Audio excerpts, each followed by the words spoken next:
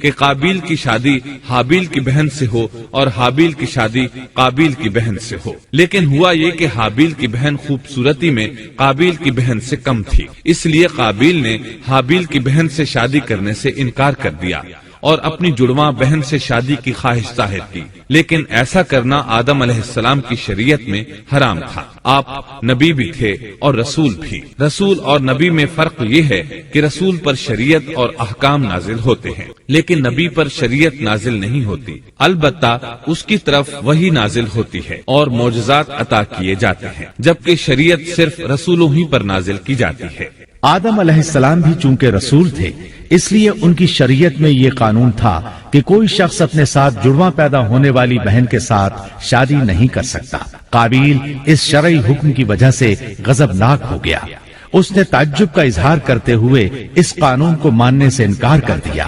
آدم علیہ السلام نے ان دونوں کے درمیان فیصلہ کرتے ہوئے انہیں حکم دیا کہ دونوں اللہ کے حضور ایک ہدیہ پیش کریں۔ ہدیہ اس جانور کو کہتے ہیں جسے اللہ کے نام پر ذبح کر کے فقراء میں تقسیم کر دیا جائے۔ اس سے مقصود اللہ کے لیے اپنی نیت کو خالص کرنا ہوتا ہے۔ اس عمل کو قربانی کہا جاتا ہے۔ آدم علیہ السلام کے زمانے میں قربانی کا جو قانون تھا اس کے قبول ہونے کی نشانی طے تھی، اور وہ یہ کہ آسمان سے ایک آگ نمودار ہوتی اور اس قربانی کو جلا دیتی۔ اس کا مطلب تھا قربانی قبول ہو چکی ہے، اور اگر آگ قربانی کو نہ جلاتی تو سمجھ لیا جاتا کہ قربانی قبول نہیں ہوئی۔ آخر قربانی کا دن آ پہنچا۔ حابیل نے اپنے مویشیوں میں سے ایک بہترین جانور لیا اور قربان گاہ میں لا کر اللہ کے حضور پیش کر دیا۔